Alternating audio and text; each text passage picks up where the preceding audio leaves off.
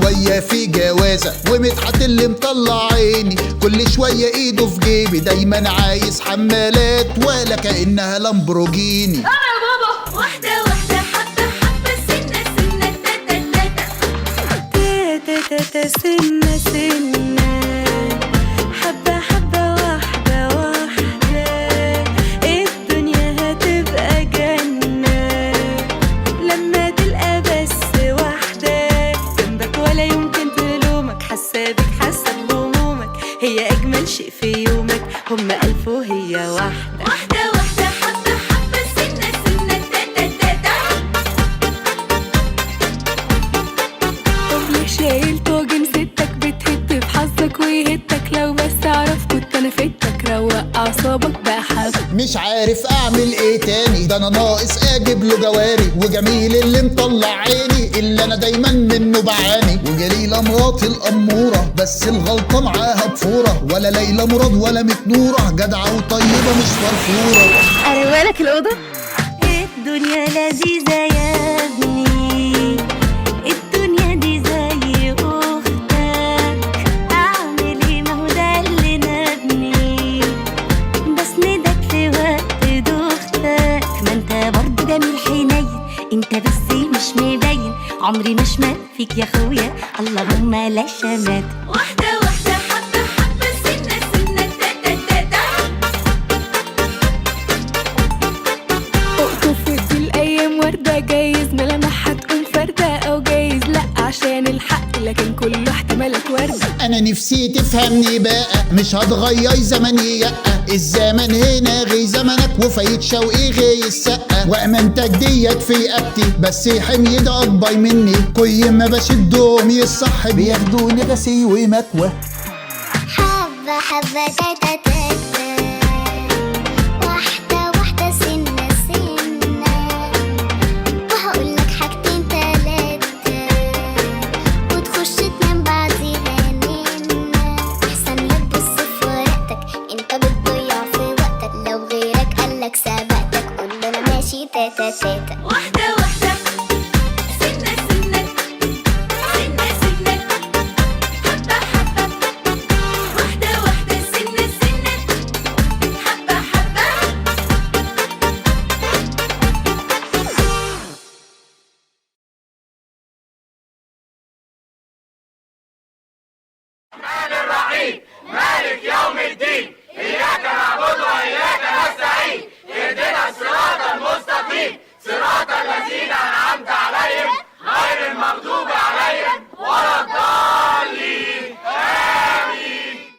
أهلا بكم في المسرحية الاجتماعية رحلة البحث عن أسد، بطولة فرقة إبداع للفنون المسرحية بالتعاون مع Creative Work House استوديو الممثل للطفل الدفعة 20، برجاء الهدوء في الصالة وعدم التصوير بالفلاش حتى يتثنى لكم مشاهدة ممتعة.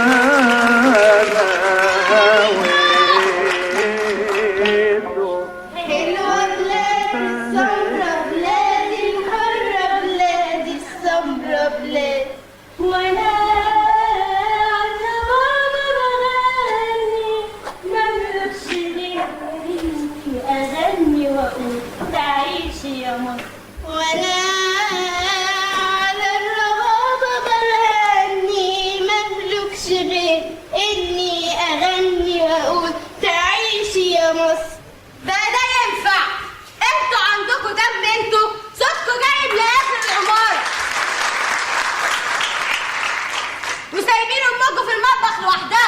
يوه انا مش فاهمه، هو ليه مفيش حريه في البيت ده؟ الواحد قايم نايم بيحلم انه يبقى حر، يطير في السما زي العصافير، وانتم قايدين حريتنا. يا شيخه تنيلي. معلش يا ماما احنا اسفين، اوعدك لما نعوز نغني هنبقى ندخل الحمام. يا ريت يا اختي عشان ودار الناس مالهاش ذنب. انا مش عارفه انتوا هتتقلوا تتجوزوا ازاي انتوا. انا زوجي العزيز لو ما كانش يجيب لي خادمه مش هتجوز، وانا لو الاكل ما كانش يجي لي سخن كل يوم من ويلي هخلي بابا يرفضه فورا. ايه ويمبي انت عايزاه يجيب لك اكل كل يوم ب4 جنيه؟ ده انت هتفلسي الراجل. يلا يا بنت انت واقفه قدامي على المطبخ. يوه انت بتهدديني يا ست جليله. اسمي ماما يا بنت. وعلى فكره بقى احنا ما بقيناش صغيرين، انت وهي قدامي على المطبخ. يوه احنا زهقنا بقى. يوه احنا زهقنا بقى. ده انتوا فالحين فيه.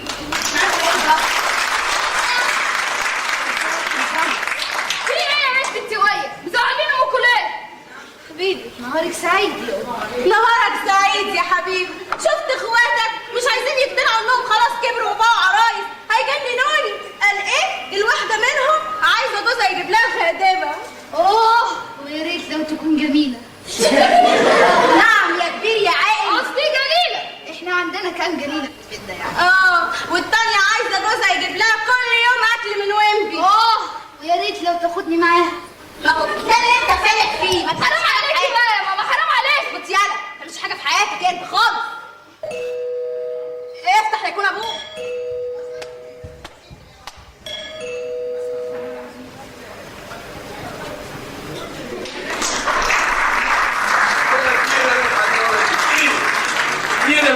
انا مش عايل مشاكل العماره دي على دماغي اللي الناس ما باخدهاش. يا عم فاروق صباح الفل، قول انت بس عايز ايه؟ في مصايب عماله تحل على دماغي بسبب العماره دي، ومصدق ابوه منها الاقي القلم نازل على قفايا. ما انا قلت لك تبطل تلعب مع العيال الصغيره في الشارع. عيال صغيره دي يا ريت قلم مقوم من المصيبه اللي خلتني اجري عليكم على ملا وشي. مصيبه ايه يا عم فاروق؟ مصيبه تاني حصل له حاجه؟ انا كنت عارفه، كان نازل تعبان يا حبه عيني. حصل له حاجه؟ اغمى عليك. ايه؟ واللي خلاكي تسيبيه ينزل بس يا ماما؟ حبيبي كان نازل يستلم مبلغ التأمين. ايه؟ يعني بابا كان جاي لنا بفلوس؟ ايوه يا حبيبي. يا حبيبي يا ماما هتسيبني لمين؟ شوفي من بالك يا حبيبي، ده كان راجل زي السكر. هو كان عنده السكر. حبيبي كان نازل يجيب لنا مبلغ التأمين عشان نحطه في البنك، كان عايز يعمل لنا مستقبلنا. طب كنت جيب الفلوس وروح يا بابا، كنت جيب الفلوس. في ايه؟ ما حصلش حاجه من اللي بتقولوها دي خالص. ما وقعت قلبنا ليه يا اخي؟ وانت خليتني برضه اتكلم. انت مؤذي. هو انت كلمته؟ لا الحمد لله يبقى الفلوس بخير. طالما الحال بقى كويس يا ست جليله يبقى لازم ولا بد ندفع فلوس صيانه العماره، وفي كام سلمه كده عايزين نعمله، ودرج الجوابات، كام حاجه كده. يا اخي وهو هيجيب لك منين؟ من فلوس التامين لسه تنبه وداني زي اللي كان راح يستلمه. يا عم فاروق يا عم فاروق اهدى علينا شويه، ده احنا لسه حاطين طريق من النفس. نكسة ايه؟ النكسة يعدي عليك 15 سنه. ما انت قدامك يجي 15 سنه كمان لغايه ما البلد حالها يتصلح. مش حاسس؟ عايز كام؟ والله يا مدحت يا ولدي بالقديم بكله كده 3 جنيه. ايه؟ عايز 8 كيلو ونص لحمه؟ ما بتتحسبش باللحمه يا استاذ مدحت. امال بتتحسب بايه؟ انا حسبت عليكم انتوا كل عماره بيكوا طلع عليكم انتوا المبلغ ده 3 جنيه. بقول لك ايه يا عم فاروق، انت تاخد دول وتسيبك خالص من اللي في دماغك ده. هو احنا ورثنا يا اخويا عشان نديك 3 جنيه بحالهم؟ بلا نيله. ايه اللي احنا فيها دي؟ ايه ده؟ طب اقول لكم عايز 3 جنيه تضحكوا عليا بدولار؟ يا عم فاروق بابا يجي وهقول له، وانا مش مسؤول عن اللي هيعمله فيه. قول له انا وديني ما يملوا من هنا، انا عيب انا مش نايم. خلاص ماشي يا عم فاروق اقعدوا تحت. انا والله ما انا مش قاعد، انا قاعد هنا، انا قاعد هنا والله انا قاعد هنا. طب بالله عليك اقعدوا يا عم فاروق تحت عايزين ننام.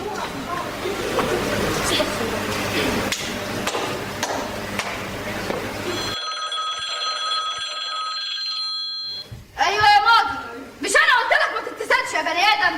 انا اللي هتصل بيك، افرض حد من الاهل رد عليك دلوقتي يبقى انا منظري ايه قدامه؟ اصبر، عملت لي ايه في الديره مفروض؟ ايه؟ ب 10 جنيه؟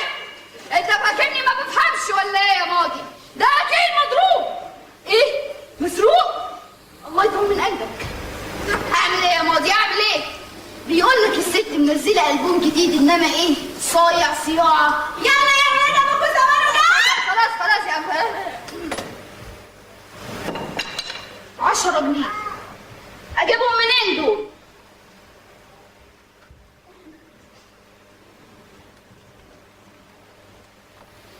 ابتسام يا ابتسام، انت يا ابتسام. ايوه يا مدحت، في ايه؟ تعالي يا ابتسام تعالي. انا كنت عايزه اقول تديني الجنيه اللي وعدتني بيه لما افتلك على بابا لما اتكلم في التليفون على الارض اللي احتمال يورثها. لا انا كنت عايزه. ولا تديني الجنيه اللي وعدتني بيه لما فتنت لك على عزيز الصيع اللي عايزه لما تكبر الاقي تشتغل رقاصه. ما ده هيتوقف على اللي انا هعرفه منك دلوقتي يا ابتسام. طب ما تقول اخدتي مصروف كام من بابا الاسبوع ده؟ يا اخي بلا وكسه كلهم على بعض 10 جنيه. 10 جنيه؟ تعالي يا ابتسام تعالي. اقعدي يا ابتسام. الا قولي لي يا ابتسام، هو انت كنت متعاقده على الجرامافون او ما شابه؟ جرامافون يا اخي اسمه من فوق ربنا. طب ابوك لو عرف هيموتنا فيه. جرامافون؟ استغفر الله العظيم، هو يوم القيامه امتى؟ اقعدي يا ابتسام اقعدي يا ابتسام يا عم. ممكن تديني ال10 جنيه دي؟ اصل انا كنت رايح اجيب اوردر. استغفر الله العظيم، واحنا من امتى يا مدحت بندخل بيتنا الحاجات الحرام دي؟ طب ده ابوك لو عرف هيخرب بيتك. ايه ده يبقى انه ما يعرفش؟ يا بنتي انت فهمتي ايه؟ انا قصدي ان انا كنت رايح اجيب طلب. وطالب ايه بقى يا سي مدحت؟ حاجات بسيطه، قميص وبنطلون وحمالات. حمالات؟ يا اخي ارحم نفسك بقى من الحمالات دي، ده انت من كتر الحمالات يا اخي مسمينك في الرايحه والجايه يا ابو حمالات. يا ابو حمالات هو انا اعلامي ولا ايه؟ اصل انا كنت هشوف ورده جارتنا النهارده من البلكونه وهي شافت كل الحمالات اللي في دولابي عليا. يرضيكي اطلع لها بحمالات مكرره؟ بص انا هديهم لك. ربنا يخليكي.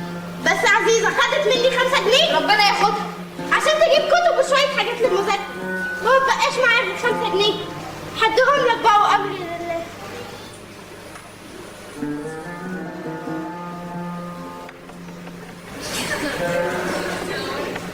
بس انا كنت عايزه اجيب مستلزمات وحاجات لشعري. حرام يا ابتسام، يرضيكي غضب ربنا يدخل البيت؟ استغفر الله العظيم استغفر الله. انا متشكر جدا حبيبي ربنا يبسطك. 5 جنيه مبلغ مش بطال، بس انا كده لسه عايز 5. اجيبهم منين دول؟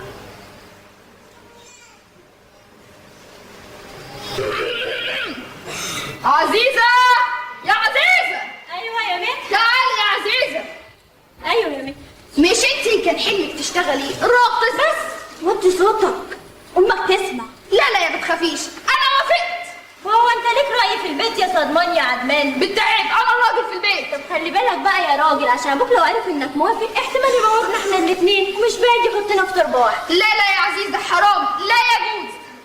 الا قولي لي كده، هي الراقصة دي بتاخد كام في الليلة؟ مش اقل من 10 جنيه. 10 جنيه؟ 10 ومعانا 5 يبقوا 15. قربنا نجيب الجرامافون. طيب يا عزيزة انا هقنع بابا. بص بابا لو ما قتلكش صدقني هيبقى جميل عمري ما هسيبك، ولو موتك هتبقى شهيد لانك بتضحي عشان ما تخافيش يا عزيزة. حبيب اختك. عزيزة اخوكي عنده مرض نادر يا عزيزة. يا لهوي، طب وندر ماشي بايه دلوقتي؟ نادر مين يا عزيزة؟ مفيش نادر، ما تموتنيش من الضغط. الدكتور قال لي احتمال وجودك في الدنيا مش كبير وهمشي من الدنيا. من غيري؟ وكنت عمال تضحك عليا وتقولي هتاخدني معاك وانت مسافر؟ فعلا البطاقة ما تعوز يا مقابلة للرجال. ما انت مش هتنبسطي معايا يا عزيزة. هتبسط والله، ده انا هغسل لك وهروق لك وهنضف لك. مش هتلحقي يا عزيزة. هديك عينيا. مش هيبقوا موجودين اصلا يا عزيزة.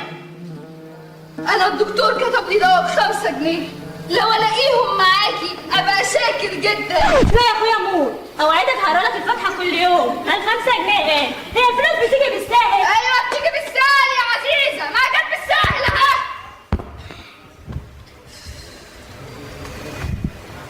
يا حيوان يا حيوان تعال قدامي، مش هسيبك يا حيوان.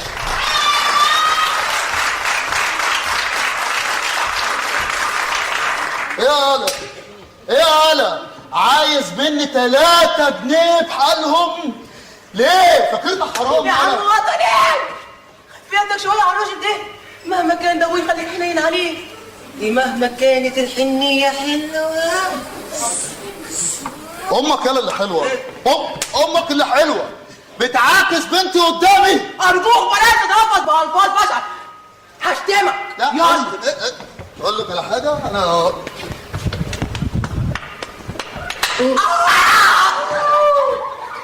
وبعدين أنا مش هسكت. ايه يا جماعه الدوشه اللي انتوا عاملينها في الصاله دي؟ بابا ابني مدحت ابن حبيبي وابن مراتي هي اللي جايباه. ابني اللي انا كبرته وربيته. انت لسه ما متش؟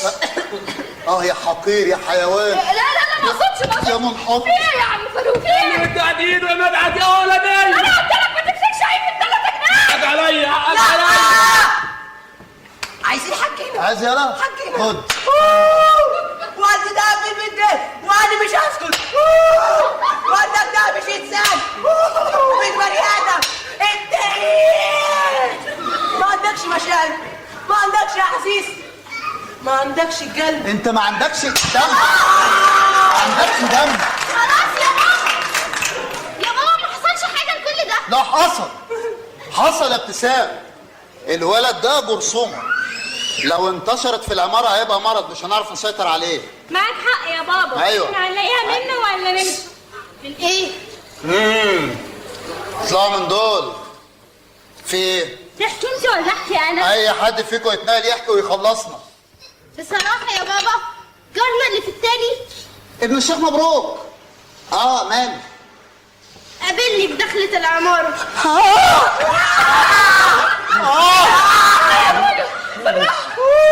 بنتي اتقابلت في دخلة العمارة. بنتي اتقابلت في دخلة العمارة يا فاروق. ما تفهمناش غلط ما تفهمناش غلط. ايوه ده هو اللي قابلها مش هي اللي قابلته. صح شايفه سفينة. اما بتسندني ليه؟ سندة من دي تخط فيها هتبقى موت يا اخي. الشر عليك يا حنين. طيب يا بنتي انت داخله العماره وهو خارج ما فيهاش حاجه. وقال لي مساء الخير. شوف بقى. طب ما بتسندنيش ليه؟ يا انت لسه بقى اللي ماسكها. ايوه بس الموقف يستدعي. قال لها مساء الخير. قال لك ايه؟ مساء الخير.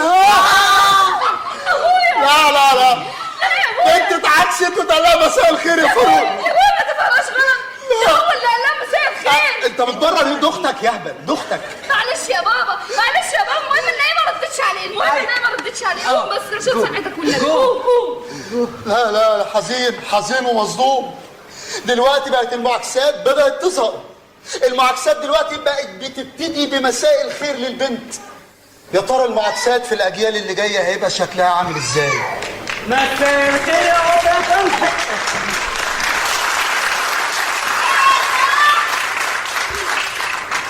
ده أنا كده اللي بتعاكس. هو والله مبروك.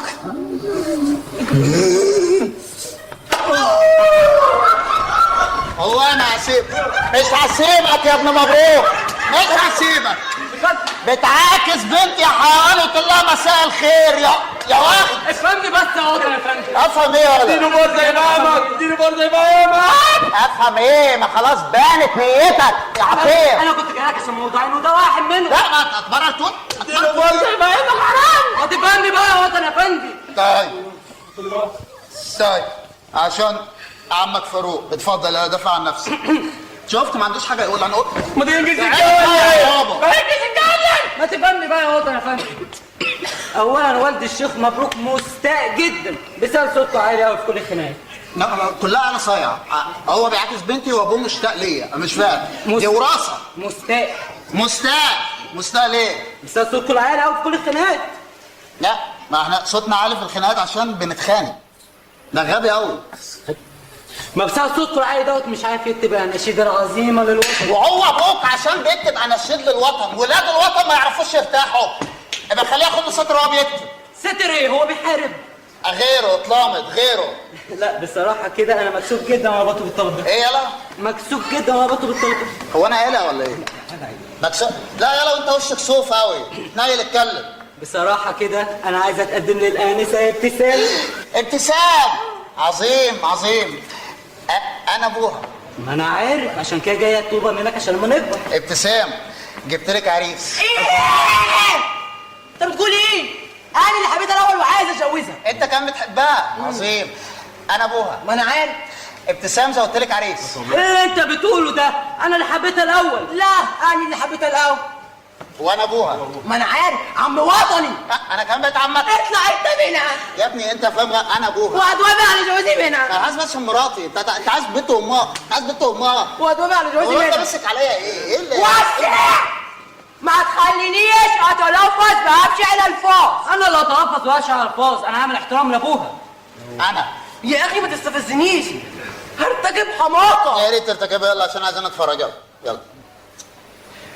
لا يلا عشان عايز تفتح في بيت لسه جاي من بره. يلا يا ابني ارتكبها لك هربت. يلا قلت لك ما تخلينيش ارتكب حماقه. كويس. وسع وسع يا فاروق، وسع يا وطني.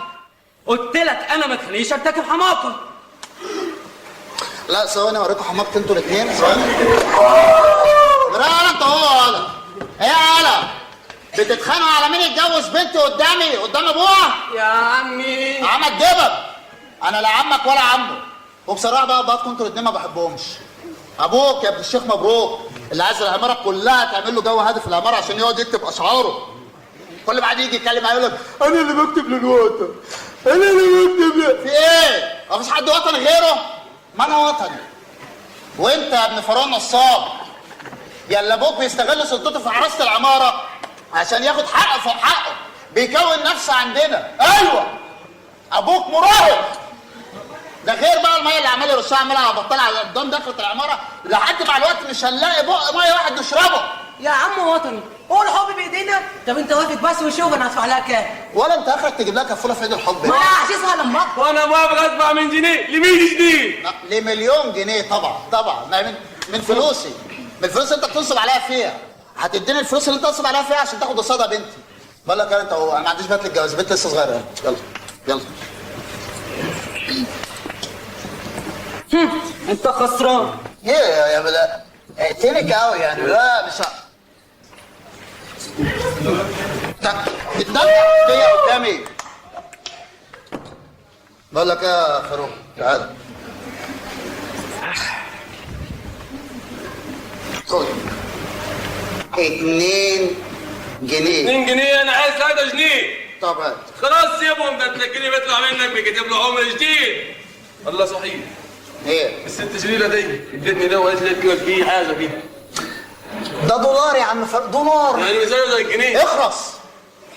الجنيه بتاعنا ب2 دولار ونص. يعني حتى ما جابناش كيلو لحمه. كيلو لحمه.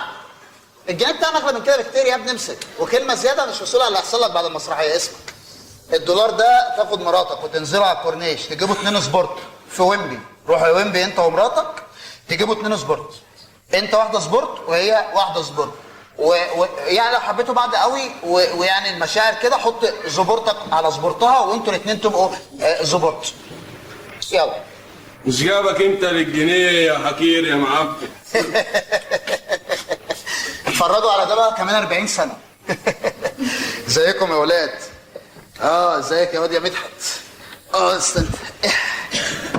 تعبت. عاملين ايه؟ الحمد لله. ازيكم؟ ازيك يا جليلة؟ هو يوم باين من اوله. مالك يا جليلة؟ فرحانة قوي اني شفتك يا سي وطني. كده فرحانة؟ اما لما كنتش جيت اصلا يا جليلة كنت هتعملي ايه؟ يا ولاد انا كنت هموت يا ولاد. ايه؟ هي دي الحقيقة. مجموعة من الناس اللي قاعدين على القهاوي اللي ما لهمش كلام، ما لهمش شغلانة غير الكلام في حلة. عصبوني قلت لهم ما تتحبش يتكلموا، ما تتحبش يتكلموا. اسكت انا؟ دفعت عننا بكل شرف ونزاهه. ايوه هو ده بابا اللي انا اعرفه، مربينا نقول كلمة الحق عشان البلد مهما حصل. بس انا مقتنع بكل كلمه بقولها. ايوه خلاص، المصريين خدوا زمانهم وراح خلاص. دلوقتي في اجيال جديده، في فكر، في وعي، في عبط. بابا، هو ماما لا مبسوطه. هي كده مبسوطة؟ بابا، اوعى يكون فيهم حد عمل لك حاجة. اخرس. ابوك يا اولاد عصر كل الحروب كلها وخدها بمنتهى الشرف والامانه، ومش معنى يا اولاد ان حصل نكسه انها مش هيسترد ارضنا، لا، هنستردها لاننا وطنيين ومستعدين نفدي وطننا بروحنا وبدمنا. ابوك يا اولاد صاحب القيم والمبادئ والاخلاق، لا يمكن يا اولاد يا حقير انت وهو وهي.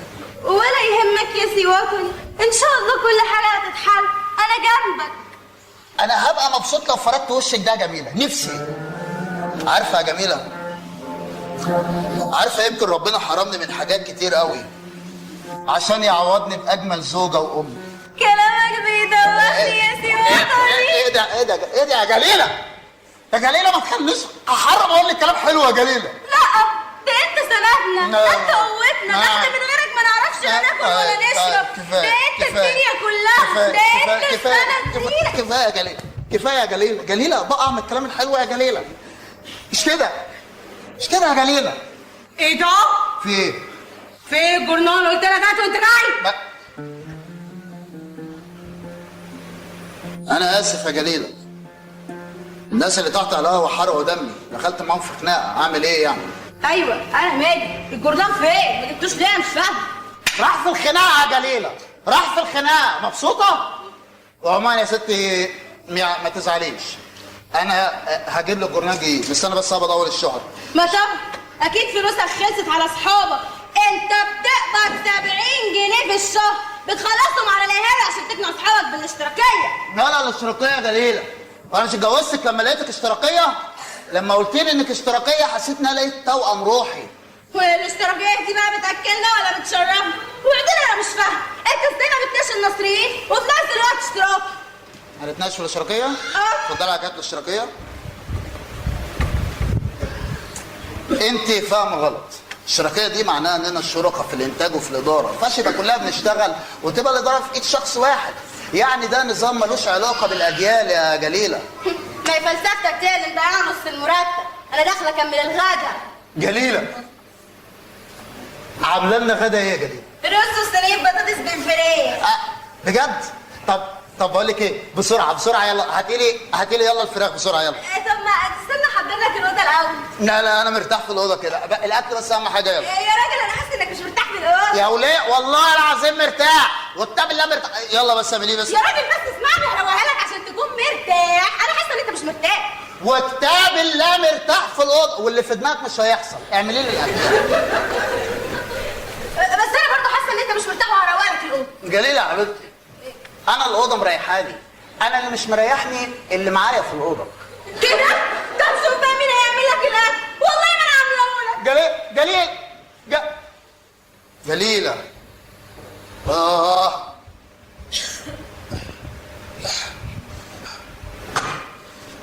راحت الفرخه.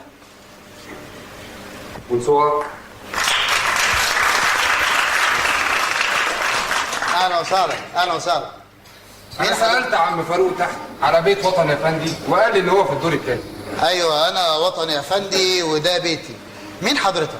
انا علي ابن فؤاد باشا. ابن فؤاد باشا، اهلا وسهلا. حضرتك انا كنت جاي في موضوع حساس حبتين. لا اتفضل اتفضل. انا كان المفروض ان والدي يجي معايا، ولكن انا ما حبيتش اجيبه غير اما اتاكد بس ان انتوا هتوافقوا على طلبي. ايه عزيزه اهي. عزيزه؟ جليله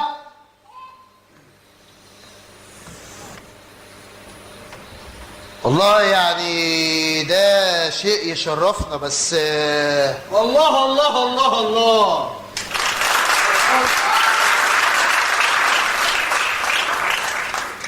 انت ازاي تتجرأ تيجي تتقدم لواحده من ورا ابوك؟ انت حضرتك بتراقبني عشان تيجي تكسبني قدام اهلها؟ لانك متهور.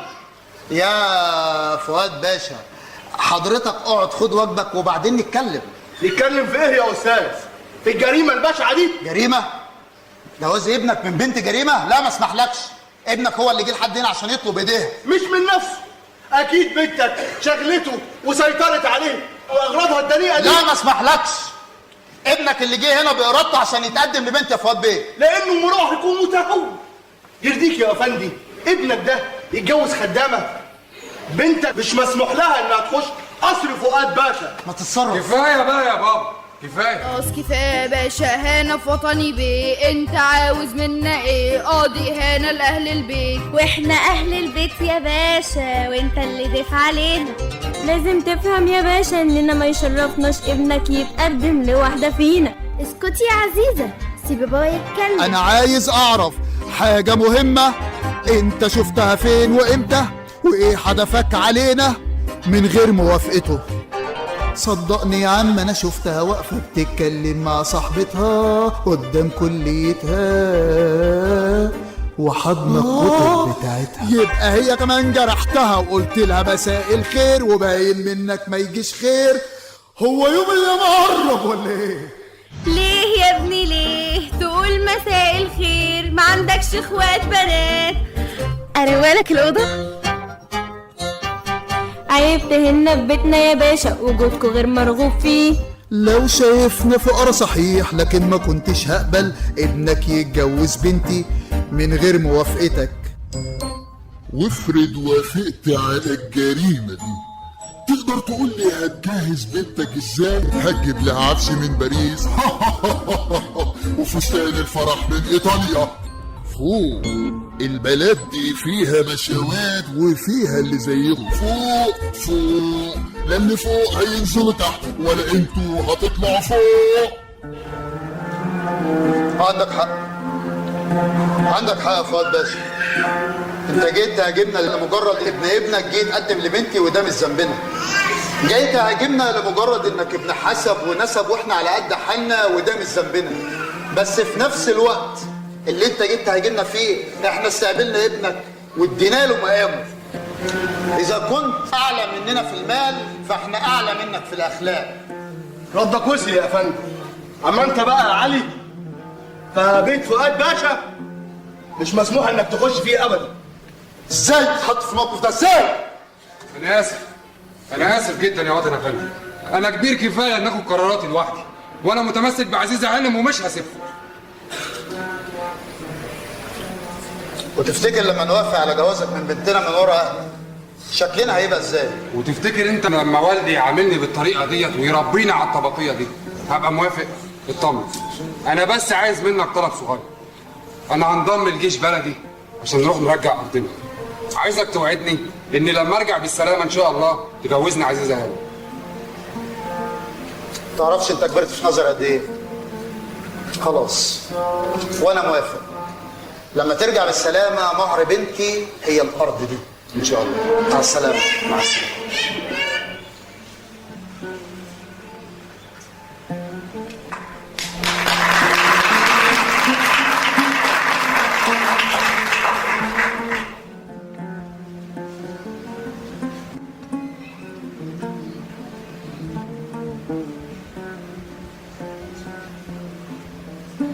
معلش يا بابا ما تزعلش. انا حزين من الموقف اللي اتحطينا فيه يا بنتي. كنت عايزه اقول لك على حاجه. ايه؟ كنت عايزه مصاريف الجامعه بتاعتي. فكرتيني. انا اول الشهر هدي مصاريف الجامعه بتاعتك لامك مع المصاريف بتاعت المدرسه بتاعتك تساوي. على مهلك يا بابا، انا عارفه ان المصاريف ديت عليك قوي. عموما يعني هم 30 جنيه مش كتير. 30 جنيه؟ 30 ليه؟ ده انا لسه من سنه دافعهم 27 جنيه. يا بابا دي فضلت لمده 8 سنين 27. والله اقول لك على حاجه. عارفه ايه اكتر حاجه فيها ممتن لعبد الناصر؟ ان هو خلى التعليم مجاني. كان مؤمن ان ده السلاح الاقوى لشبابنا. عموما مش خساره في بلدنا. هديك ال3 جنيه. بص يا بابا انا هحلها لك. انا كنت محوشه من مصروفي 12 جنيه، هديهم لك واساعدك في مصاريف السنه دي. بجد؟ يا حبيبتي يا عزيزه 12 جنيه. يا جليله جليله جليله. ايه ولا في ايه؟ يا جليله يا على الدلع يا جافي. يا ماما بابا يا صوتي اقسم بالله. لا يا يوسف، ابوك مش عاجبه اللي معاه في الاوضه. يا جليله يا حبيبتي والله ما اقصد. لا تقصد، ده انا من ساعه ما خرجت بره وانا عماله اعيط. ابوكوا بيجيب سيدات في الاوضه، لا وكمان مش عاجبينه. لا غبيه، امك غبيه. يا ماما ده بابا ده مثال للادب والاخلاق. قولي لها. هو اللي مربينا. والله انا اللي مربيهم والله كلهم ما عدا الواد ده متربي في الشارع. والله دايما باصص اللي في ايد غيره. بس عارفين يا ولادي ايه اكتر حاجه بحبها في الواد ده؟ انه دايما بيطبلني والله. انا يا بابا ده انا ابنك، انا اكتر واحد بيحبك. ده انت اللي علمتني ازاي احترمك انت وامي، ازاي احترم جيراني، ازاي ما صاحبش اي حد واختار صاحبي. كفايه بتاع كفايه والله. اتأثرت والله. فاشل في التمثيل طول عمرك. تعالي يا جليله يا حبيبتي. جليله انت مراتي. فاهماني يا جليله؟ فاهمك يا سي وطن. افتحي البرطمان المقفول في وشك ده خليني اعرف اقول لك كلمه حلوه يا جليله. نسيت اقول لكم يا ولاد، اختكم هتحط من جيبها 12 من مصروفها، لا بالدولار، 12 جنيه بحاله عشان تكمل ال 30 جنيه بتوع الكليه السنه دي. حاسه بابوها 30 جنيه مصاريف الجامعه؟ والله لا ما والله 30 جنيه فعلا كتير يا مدحت والله. بمناسبة المصاريف بقى يا سي وطني، فأنا عارفة إن الحمل عليك تقيل، بس معلش هنعمل إيه؟ كنا عايزين نجيب طقم لكل عيل. ماشي. ايوه يا بابا، وانا كمان كنت عايز شويه ملابس داخليه عشان عندي حصه مهمه في الدرس. والله انت بتروح الدرس من غير اللباس واضح؟ لا يا بابا يعني افهمني، هي سنه جديده وكل سنه وانت طيب. اتفضلوا، طالعين من نكسه وداخلين على حرب وابنك لهبل بيفكر في اللباس. يا بابا امال لو عرفت انه بيشغل ورده جارتنا من البلكونه. ايه بتشغل ورده بنت الست زهريه؟ انا اسف يا بابا، انا بحب ورده. وهي بتحبك؟ حاسس. كمان حاسس يا هبل؟ وعرفت منين بقى يا مدحت؟ بصراحه يا بابا انا خجول جدا منك. لا وانت خجول فعلا. اتكلم. انا لما كنت بطلع البلكونه وببص عليها كانت بتدخل وانا متاكد ان هي هتطلع تاني. وبتطلع؟ وفي ايديها هدوم تانية تنشرها. لا عشان بتنشر يا هبل، ما عشان بتنشر. وابوها بلاص افندي موافق على الموضوع ده؟ يا بابا قفاص من ساعة ما سكن هنا وبأجرنا وانت مش عارف تحفظ اسمه. ما بحبوش، راجل قرعب. لكن ده برضه ما يديلكش الحق انك تشاغل بنته. لا جدي الله يرحمه يا مدحت ربى ابويا على كده، ولا ابويا الله يرحمه رباني على كده. اذا انتزعت الاخلاق من الانسان يا مدحت سيصبح بلا قيمه. صراحة يا بابا أنا ما كنتش عايزة أقول لك دلوقتي، لولا أخلي فقدانة. أنا مش فقدانة، أنا قلت إنها حقيقة. مش أنت قلت إنك هتداني عليا؟ بس مش على بابا. عيب يا ولاد أبوكوا إيه؟ وإيه لازمة أبوه؟ خلاص عيالك كبروا بقوا بيردوا على بعض قدامي. أنا آسفة يا بابا بس إحنا عايزينك تفوق من الوهم اللي أنت فيه ده، مضيع فلوس أختك على الحمالات عشان هي تبص لك. أنا آسف يا بابا. أخلصي. كمان اخلصي؟ وأنا عايش؟ في إيه؟ أمال قدام شوية هتردوا على أبوكوا؟ اسمع، ابوك طول عمره في المنطقه سمعته عامله زي الجريد ده. عايز بعد العمر ده كله تمرمخ سمعه ابوك في التراب وابوها قرطاس افندي ياكل وشي؟ يا بابا قفاص. قفصت يا حبيبي. لا ما لما يعرف هيبقى قرطاس. انا بتكلم من قدام. ادخلوا جوه مش هشوف حد قدامي.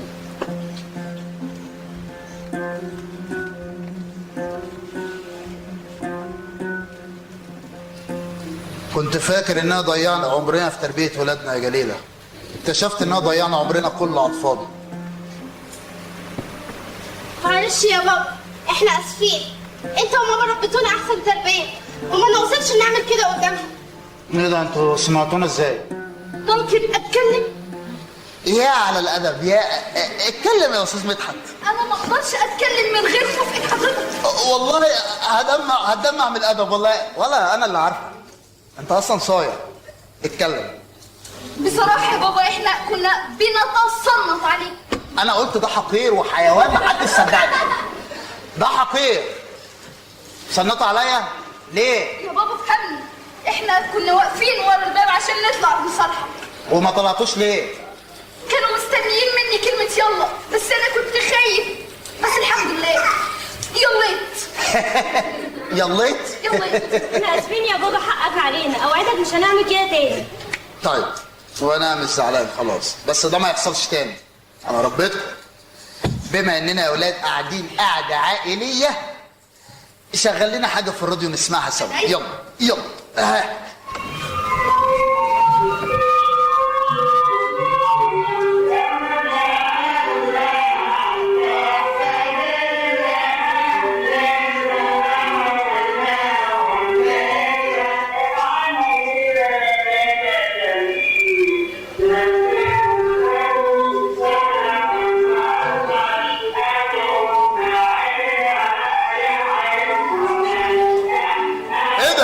سكن الراديو بسرعة!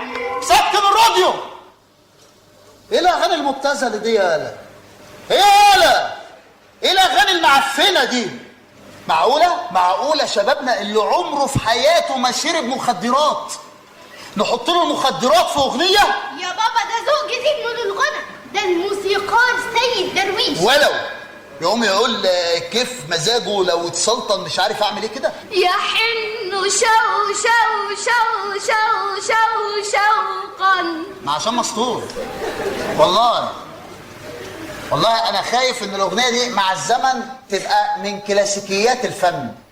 بس انا عايز اقول لكم على حاجه يا اولاد، التكنولوجيا اللي زي دي، زي الراديو وزي التلفزيون اللي اخترعوه وداخل مصر علينا خلاص، الحاجات دي هتفرق بينا ومش هنعرف نقعد مع بعض. يعني انا رايي نقعد قدام الراديو ده ساعه واحده وباقي اليوم نتكلم في امور حياتنا ومستقبلنا. يا بابا بس احنا عايزين تلفزيون. وطن افندي. ايه ده؟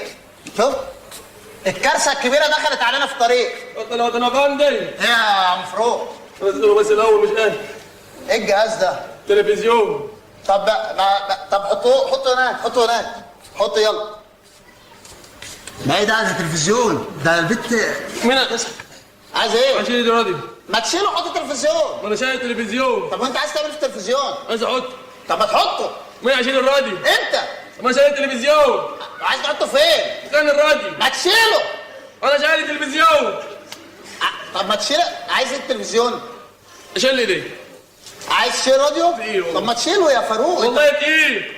ما يا مدحت معلش يا مدحت، حرك له الراديو يا مدحت. عينيا. حركه له. يلا. هو عمل ايه؟ حرك لك الراديو. انجز نفسك. ماشي يا مدحت، يلا يا مدحت شيله يا مدحت معلش. ايه يا مدحت يا اوفر. ثواني يا فاروق، ثانية واحدة. فاروق الجهاز ده اكيد جاي عندنا غلط. لا ما جاش غلط. لا استاذ جميل بعت مع ابنك، بعت مع حضرتك. لا جميل؟ أيوة. جميل ابني. ومعايا خبر ب 1000 جنيه بس ليه حلاوه. هديك 600 جنيه. لا انا عايز 200 جنيه بس. لا ده عبيط. هديك ال 200 جنيه. ابنك مسك في المطار واحتمال يتحبس. ايه؟ ابني جميل؟ لا ده ابني الوحيد يا رب. ايه؟ امال انا بعمل ايه يا بابا؟ ما ده لما يتحبس تبقى انت ابن الوحيد. الحق ابننا يا وطن، احنا مالناش غيره. فعلا لازم الحق. لازم. معلش يا وطن يا فندم، عايز الحلاوه. طب مش استنى لما يتسجن الاول؟ انت عارف لو ما مشيتش من وش انا هعمل ايه؟ امشي. انا كل شويه حد يتحمس لكم جديد كده. خد ده جه مع التلفزيون. ابني حبيبي.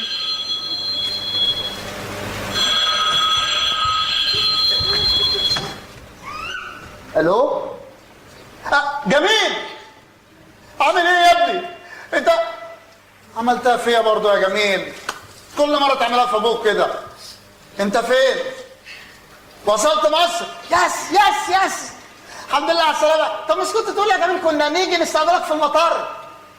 يلا خير الحمد لله، احنا اصلا معاش فلوس. ماشي يا جميل. بقول لك يا حبيبي ابوك التلفزيون وصل خلاص. ربنا يخليك لابوك يا حبيبي. ماشي، انت جاي في الطريق تيجي بالسلام، يعني كان نفسي اجي استقبلك واجيبك في الطريق. يلا ماشي انا اصلا معيش فلوس. ماشي يلا مع السلامه. سلام يا حبيبي يا ابني. لينا جواب. أبي العزيز، إخوتي وأخواتي الأعزاء، وحشتوني جدا. ما كانش نفسي أسافر وأتغرب غير عشانكم، عشان أعمل لكم كل اللي بتحلموا بيه. خلاص من النهارده هنبدأ مع بعض وأنا في وسطكم. هجيب لكم الجرامافون اللي نفسكم فيه. عزيزة وابتسام جايب لكم تليفون من غير سلك. ايه ده الكلام هيمشي ازاي؟ يعني ايه من غير سلك؟ ده متخلف. امي حبيبتي جايب لك عبايه بيتك دي، شفتوا؟ جايب لها العبايه اللي عليها دي من ايام امها والله. جاب لها ابني حبيبي هو. ومدحت جايب لك شويه حمالات اكيد لسه بتلبسهم على القمصان. اما انت بقى يا بابا جايب لك فانيلات جديده بدل فانيلتك اللي مخرومه من عند البطن. يا حيوان يا جذبه. مش مهم ربنا يخليك لنا يا جميل يا ابني. جبت لكم تلفزيون جديد عشان تشوفوا اخبار الدنيا من مكانكم. بس نسيت اقول لك يا بابا ان في جمارك كان لازم تتفق عليه، فاديتهم عنوان حضرتك وعنوان الشغل وهيخصموه من مرتبك. الله يخرب بيتك يا جميل.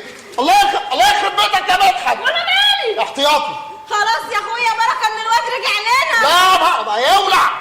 الولد سافر اوروبا عشان في الاخر يجيب لنا تلفزيون على حساب. ما كنت سافرت انا والله العظيم ما هسيبه، والله ما قعد جوه في الاوضه لحد ما يجي. اهدى بس. وخدوا وقتكم بقى عشان اغير. انا خايفه من لقايا من النهارده، اليوم كله هيبقى خناق. معاكي حق، لما اخويا يرد على بابا هيفضل طول اليوم ابني بيرد عليا. هو يوم القيامه قرب ولا ايه؟ يا لهوي انا بجد خايفه على ابوكوا قوي. انتوا عارفين ان هو عنده القلب، هنعمل ايه؟ انا خايفه من لقاهم ببعض. يا ماما انت عارفه بابا هو ما حدش بيعرف ياخد معاه لا حق ولا باطل. ايوه يا ابني عارفه، بس هنعمل ايه؟ انا بجد خايفه. تعالي نقعد نستنى جميل جوه، يلا. عملت الانفتاح. أضاف الدكتور محسن إن اللحمة دي سم أكيد بتزود أوجاع المعدة وتعود على طول الإيد. ثم أضاف الدكتور محسن إن اللحمة دي سم أكيد بتزود أوجاع المعدة وتعود على طول الإيد وتنيم بني آدم أكتر وتفرقع منه المواعيد. يا مامي حبيبتي عاملين ايه؟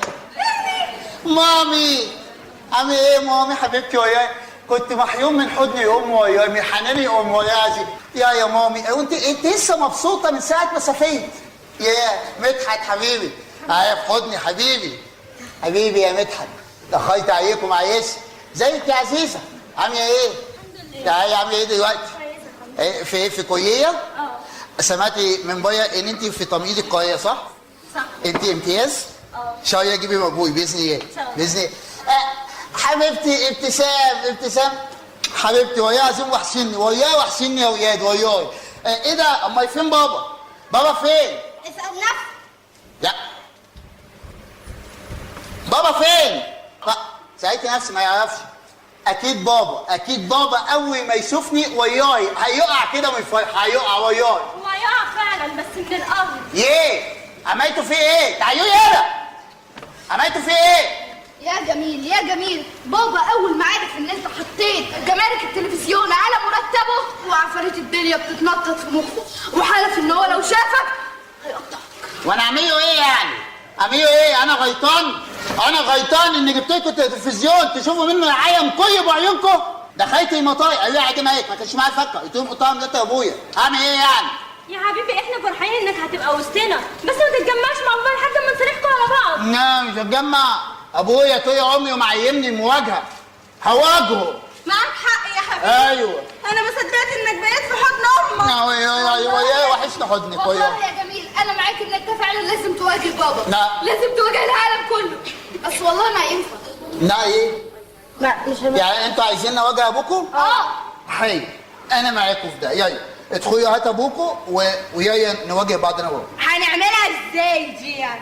مش هينفع. هنجيب قرينك. اتصيفوا ما يعرفش. انتوا مش عايزيني دلوقتي اواجه ابوكم؟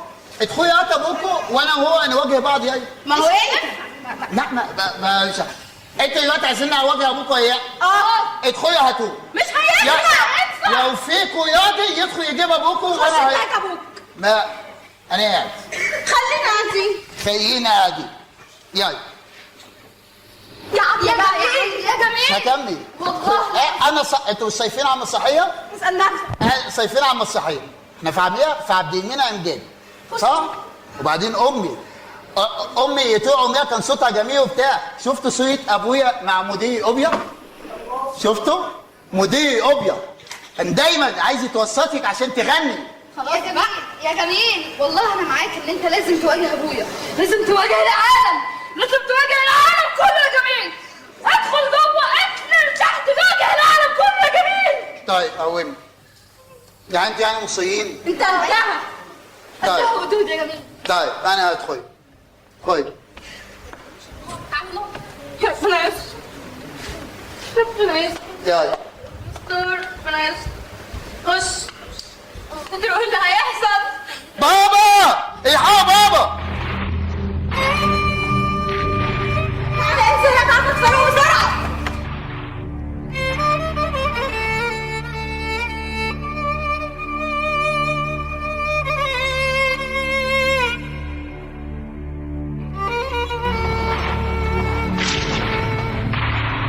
ابوك طول عمره ما بيسيبش حقه، ودي اكتر حاجة كانت قلقاني عليه. ماما احنا لازم نجيب دكتور.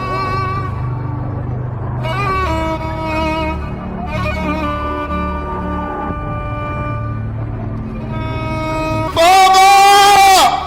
خلاص يا جماعه. امر الله رحمه.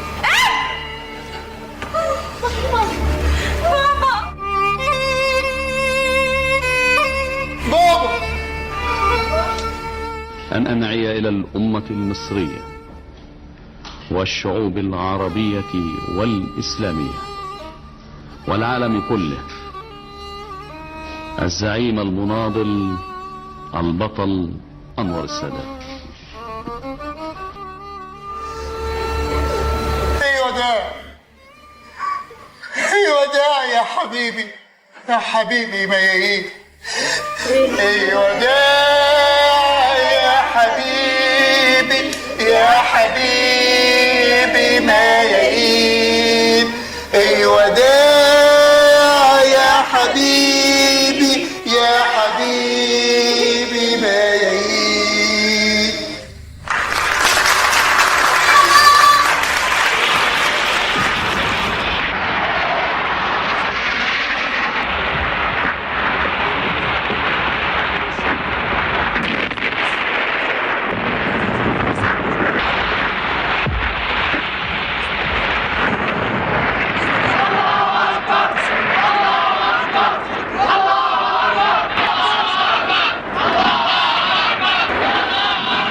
حين تمكنت القوات المسلحة المصرية اجتياح خط بارليف المنيع وإقامة رؤوس جسور لها على الضفة الشرقية من القناة بعد أن أفقدت العدو توازنه كما قلت في 6 ساعات.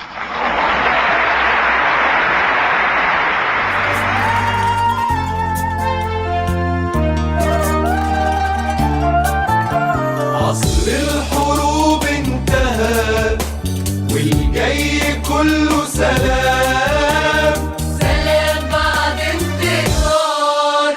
ادي الاوان تفرحي وتغني يا بلاد، رجعت لنا ارضنا والدور على ولادي. ده مفترق للطرق فتح وشوف بعينيك، هيكون زمانك ليك ولا هيبقى عليك. فتش انبش جوش حوش انهش خلصوش جالك اهو المفتاح. صبتم بطم تاكل دقتم كله سلاح ملاح، وافتح بيبانك شوف الجاي بعد اللي راح.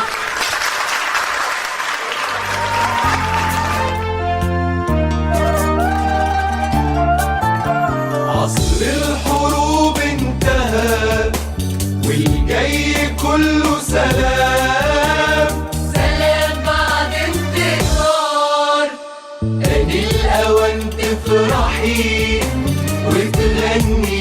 تاني، رجعت لنا أرضنا والدور على ولادي، ده مفترق.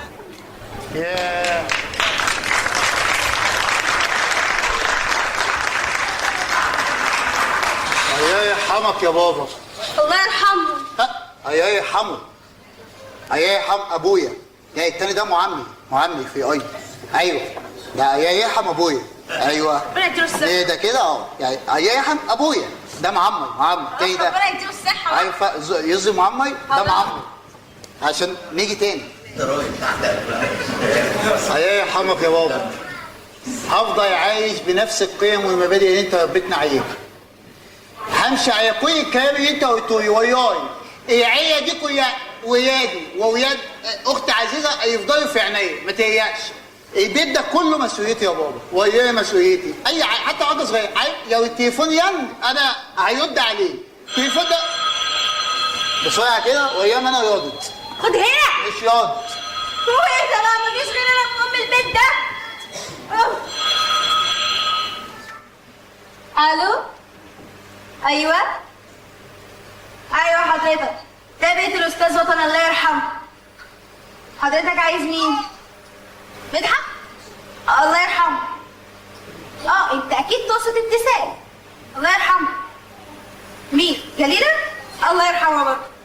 انت بتزعل ايه يا استاذ؟ بتقول انك عايز تضرب مين؟ اقول له مين؟ ايه؟ انت بتتكلم جد؟ طبعا تنورنا في اي وقت. مستنيينك. تنورنا في اي وقت انت تحبه. تنورنا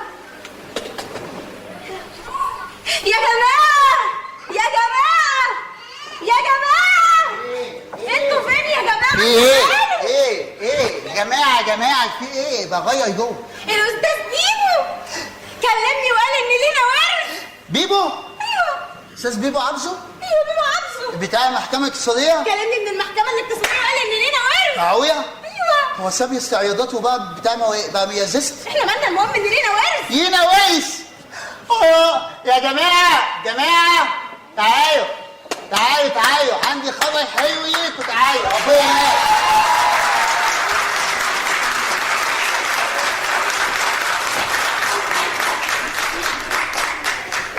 Guess what؟ أنا عامل لكم مفاجأة إيه؟ يينا كويس.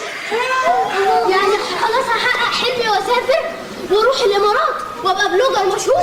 ابنك يا عايز يروح الامارات عشان يبقى بويجر مش عايز يتاكل. بويجر ايه ايه ده؟ مش فاهم. انا اجيب العربيه ميسي فيها والف بيها قدام البنات وابقى واد روش. واخد زياده يا عفن. ورثي يعني فلوس.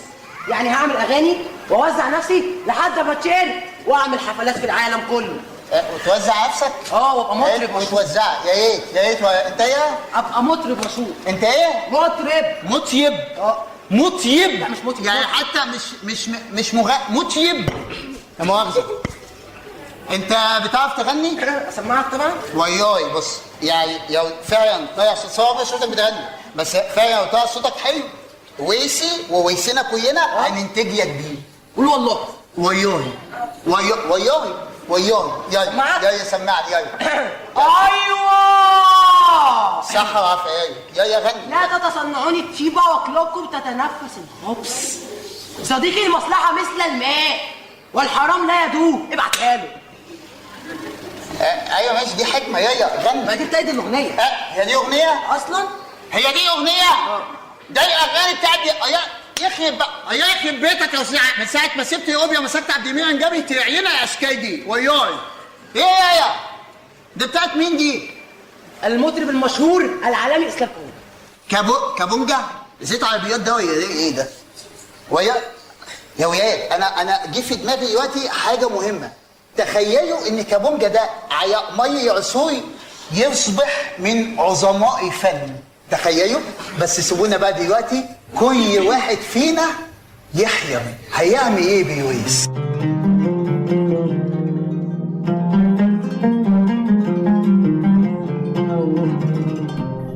أنا نفسي ألبس ألمظة بتخطف العينين وهيبقى عندي أوضة مخصوص للفساتين، والبس فستاني مرة وارميه ونجيب جديد، وانسى اني مرة اكرر يوم لبسي مرتين.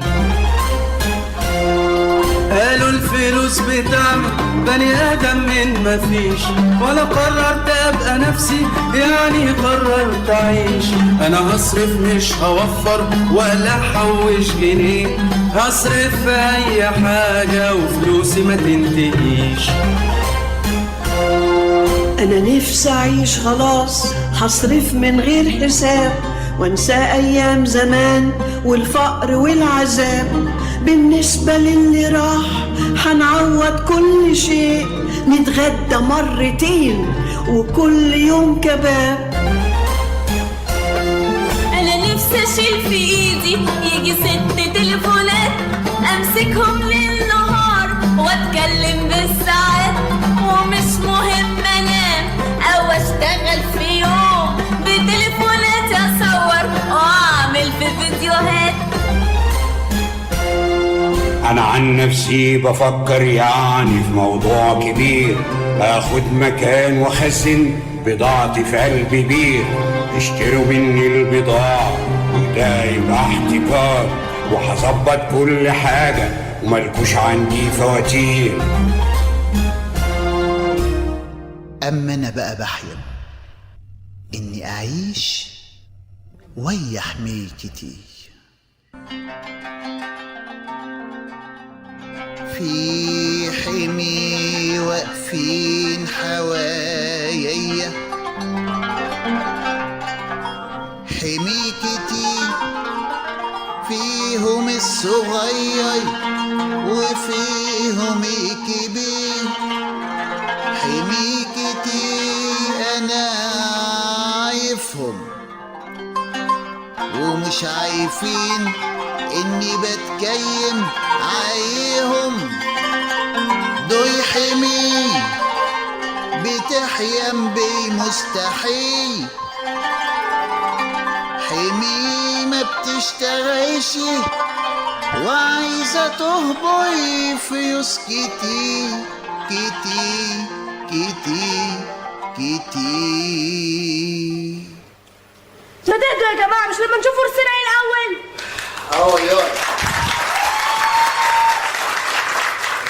يا هم هيطوي كده اي ويس يجي ويس يفيح ويعيشوا ويزيطوا بيزيطوا كل يوم. اي ويس زيطه بقى زيطه. ادخلي جوه ايوه. مين اللي بيسقف لي مع الباب ده؟ ايوه. ازيك يا استاذ جميل؟ هقوم بسرعه عشان ما عنديش وقت، يا دوبك اخلص الحصه. طبعا ما عندكش وقت، ما انت يعني السناتر كل يوم ديوز عامل زي المنشاي، طيب واكي نازل واكي. ثواني. بوثينة يا بوثينة تعالي. ايه مستر ايه؟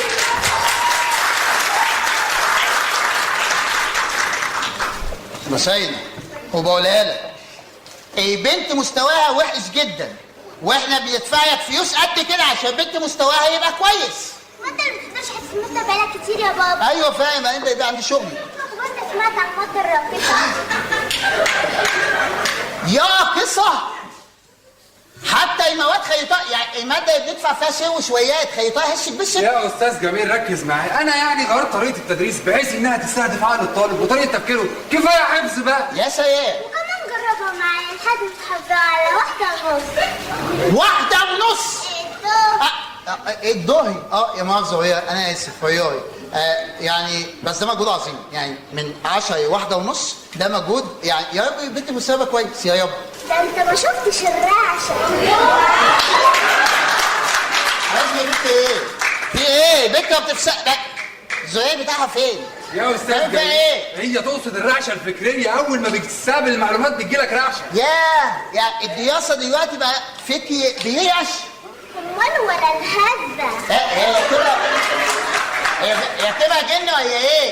يعني ركز معايا يا استاذ جميل، هي تقصد الهزه الثقافيه، اول ما بتجيلك المعلومات بتدخل جنب المعلومات اللي عندك فيخبطوا في بعض تحس بس.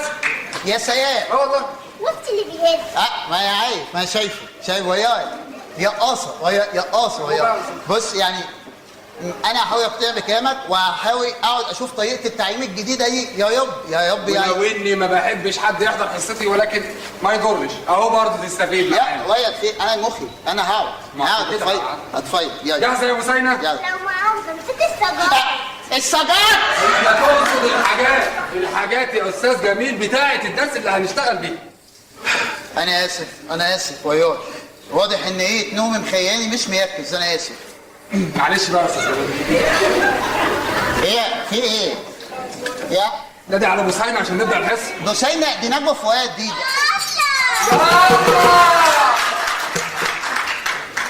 واضح ان ادبكم هي مخلياه مش مركز. ثانيه واحده معلش يا استاذ جميل، ايدك معانا عشان والله بطبل الاطفال من الصبح. لا كده يهمك النقطه. معلش يا استاذ جميل عدى انا المره دي. اتفضل. ماشي اتفضل. تعرف تطبل بس؟ الله ينور. قولي لي بقى يا ابو سيد، ايه هي ظروف تكرار الفعل؟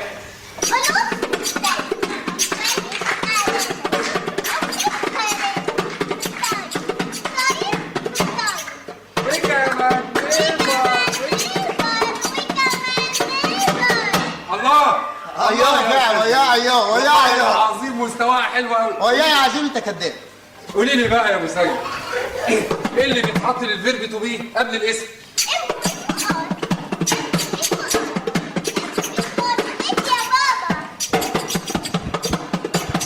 عظيم والله العظيم. عظيم دي هي وهي انتوا الاثنين يا استاذ طلعت خبره بس. محضر الدكتوراه في التعليم الجديد ده. طبعا يعني بيفتيا كده. قولي لي بقى ايه هي وحده بناء جسم الكائن الحي؟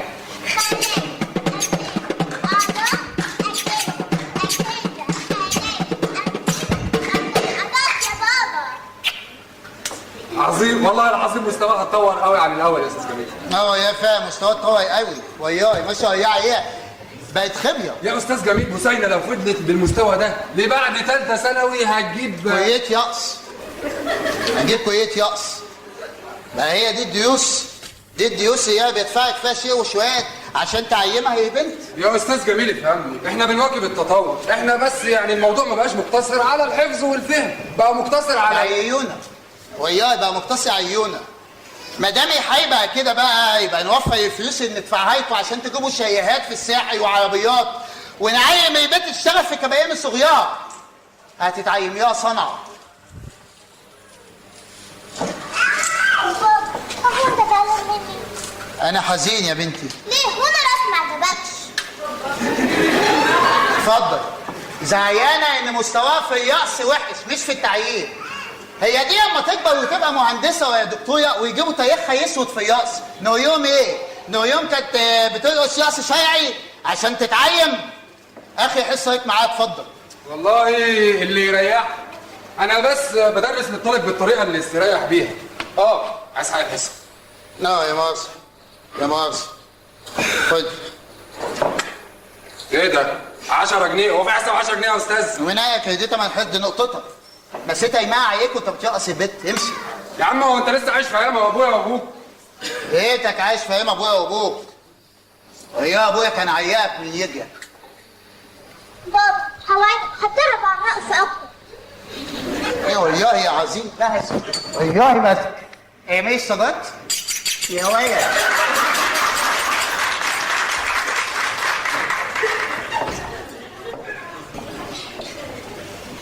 يا جماعه عاملين ايه؟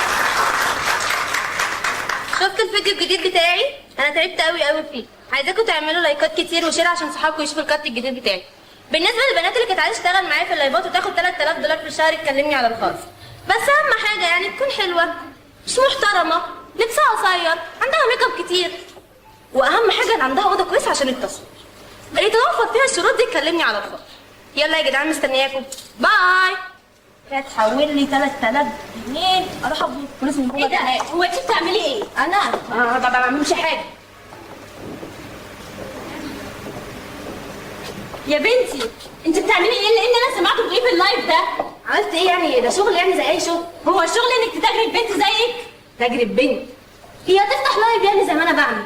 وبعدين انت تعرفي هناخد كام في النت اصلا؟ يا بنتي افهمي، ده شغل شحاته. يا ستي مالكيش دعوه، ولا انا بعمل حاجه غلط بتكلمي. انا فعلا ماليش دعوه، انا هديلك اخويا يتصرف معاكي. يا جميل يا جميل. ايوه في ايه؟ شوف بنتك. انا شايفها ما في ايه؟ بنتك فاتحه لايف وبتقولي البنات اللي عايز تكسب تكلمني. ايه؟ لا يا بابا والله يعني ده شغل يعني يابا زي اي شغل. هو الشغل العادي بقى انها تكون بنت حلوه متحرره؟ ليه بقى ان شاء الله؟ عندها حق كده، الموضوع ده فيه حاجه مريبه وغريبه. يا جماعه انا مش مضطر اني ابرر لحد، وبعدين انا بشتغل يعني وكسبت، وبعدين انا ما باخدش فلوس من حد بيه. طبعا عايزه تخرجي عن سيطرتنا، بس ده مش هيحصل. انت بنتي. وبعدين عايز اسالك سؤال، هو انت بتدفعي فلوس في التيك توك ده؟ لا. حلو. وده مش بيحسسك بحاجه؟ ببلاش ايه بس يا بابا؟ ده انا باخد منه فلوس كتير قوي. ما طبعا بيدوكوا فلوس عشان يجروا رجليكي. افهمي، لو ما دفعتيش فلوس مقابل السلعه اعرفي ان انت السلعه. انا ما بعملش حاجه غلط، انا بشتغل وبكسب. تكسبي الشارع اللي وراه. الشارع اللي بنت تضيق عليا، بنت تضيقت عليا وقالتي الشارع اللي وراه. البنت دي انا خايف عليها. يا جميل انت لازم تشد على بنتك شويه، احنا بقينا في زمن مش مضمون. عندك حق، انا فعلا لازم اشد عليها. من النهارده ما في، لا هي خرجت من بكره ما فيش خيوط، تمام؟ ولو خرجت بكره يبقى من بعد بكره ما فيش خيوط. ماشي؟ يلا تعالي. الدعوه الغير لائقه اللي عملتها بانها طلعت وقالت دعوه للفتيات ان هم يتزينن ويتجملن ويحطوا ميك اب ويلبسوا لبس حلو ويبدين في احلى زينه واحلى شكل، ويطلعوا على الموقع بتاع التيك توك ده ويحاولوا يجذبوا الرجاله والشباب ليها بقدر الامكان. واكتر بنت او اكتر البنات اللي هتعرف تجيب اكبر عدد ممكن من الرجاله هتاخد فلوس ما بين مش عارف $6 و$30 و$36 و$3000 وارقام كده غريبه يعني.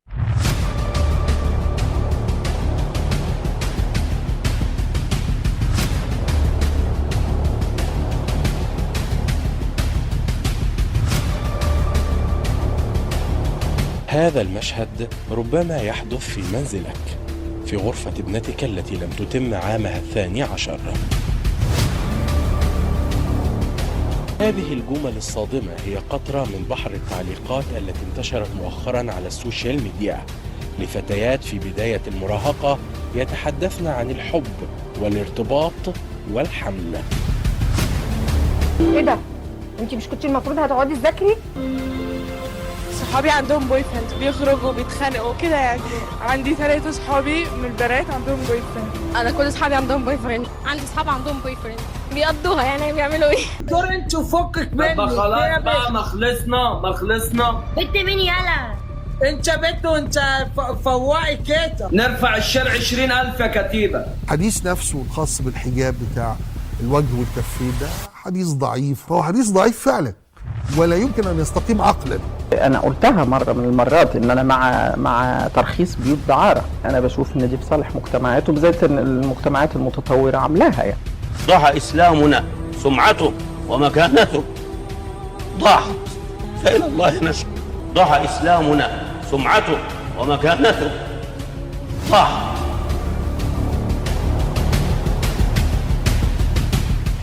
ايوه يوه، مش حد يفتح الباب في البيت ده غيري ولا ايه؟ مساء الخير. مساء النور، مين حضرتك؟ أنا الأستاذ بيبو من المحكمة الاقتصادية. وحضرتك اللي تبع الورث وكده. ايوه، هم كان لهم تربة ملك يعني. ايه؟ تربة؟ ايه؟ طب انا دي خاله. خاله جميل.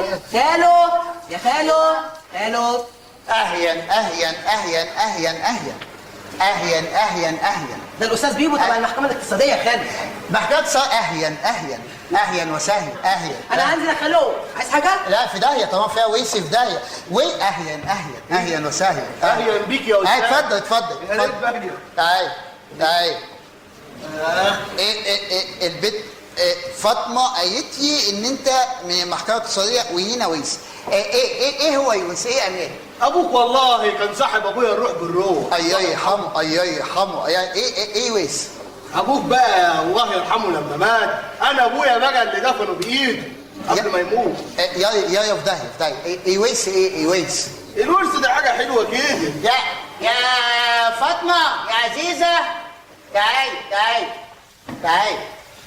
يا استاذ بيبو عبزو من المحكمه الاقتصاديه جايبينها ويس. اهلا وسهلا، شرفتنا والله. الله يخليك. شرفتنا. في ايه ما نبقاش مندفعين كده. اي حد يجيب ويس شويه نقوم هاجمين عليه كده، مش كده يا جماعه؟ تحب تشرب حاجه؟ تحب لو عايز تشرب اشرب لك دلوقتي.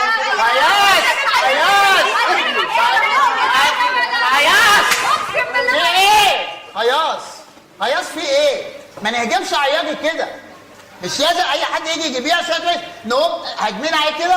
حسسونا ان احنا حياتنا كلها اميال، حياتنا كلها ايميك ايه والنبي ايميك ايه؟ دي حاجه والله غاليه جدا، اللي يملكها ربنا بيستره دنيا واخره. يستويو احنا محتاجين الستر. هو الستر وياه الستر وياه، احنا عايشين غيب الستر.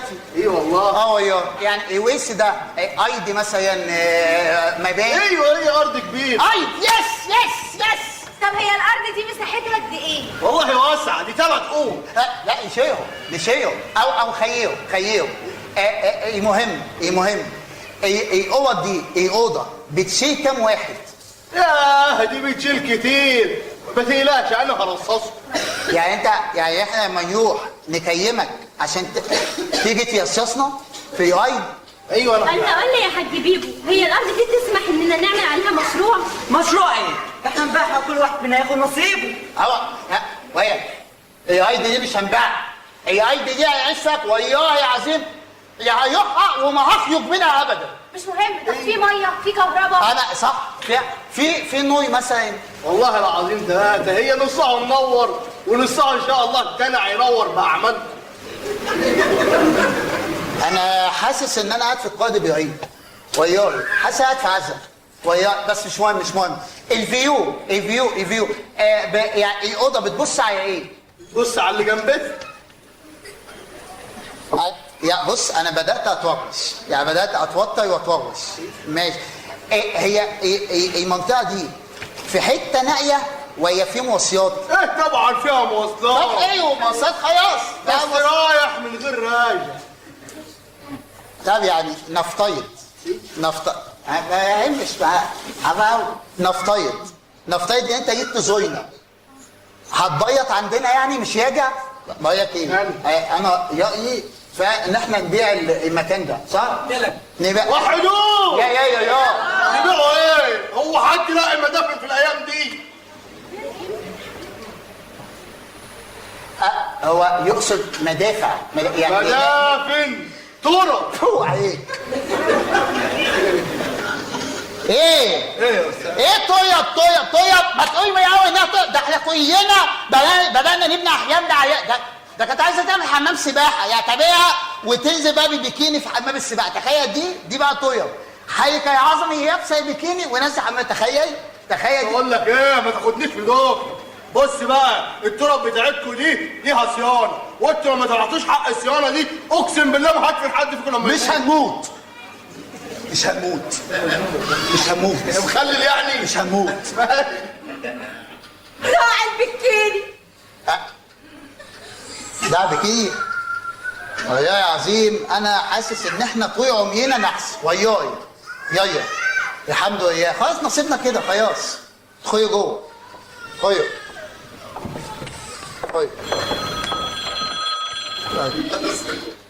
ايوه ايه بنت عياء؟ انا جاي حي.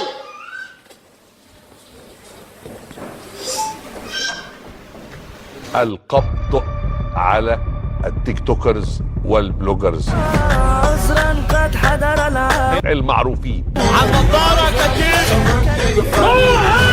اللي ليهم فولورز بالملايين واللي فيديوهاتهم بتحقق مشاهدات بالملايين. شعرك منكوش عشان ما ببلوش واللي كمان فيديوهاتهم بتدخل لهم فلوس بالملايين. يا مرة يا شمامة هتدي انت ولا ادي؟ موضوع القضايا اللي منبوسة على كل صباع محتوى التيك توك. منهم الاستاذه اللي كانت تحتفل معانا من كام يوم بانها نجحت في الثانويه العامه وجابت 50%، تم القبض عليها. خويا يا هاني، خويا الحمد لله على السلامة يا حبيبتي. هو ايه اللي حصل؟ كانت محبوسه. ايه ده ليه؟ عشان قالت لي الشايع يويو اعتبروه ابتساي. هي في مشكله في ويا ابتساي قالت يا ابويا الشايع يويو. بابا انا ما عملتش حاجة غلط، انا اشتغلت وكسبت. يا بنتي هيفضلوا يضحكوا عليكي بالكلام ده. خلي بالك لو قعدتي تتماشي مع العيال بتوع التيك توك دول هتحسي ان انت وسطيهم في مجتمع غريب، فده ما ينفعش. فهمتي؟ فهمت يا بابا، انا اسفه مش هعمل كده تاني. وانا مش زعلان منك، دي اخر مره تحصل. انا عايز اقول لك على حاجه. الناس دول لما هزمناهم في حرب اكتوبر دلوقتي بقوا بيحاربونا بالتكنولوجيا. دي اسمها الحرب البايده، الحرب البايده اللي لسه عايشه وهتفضل عايشه. اللي ماسك موبايل زي اللي في ايدك ده يعتبر شيء حته من اسرائيل.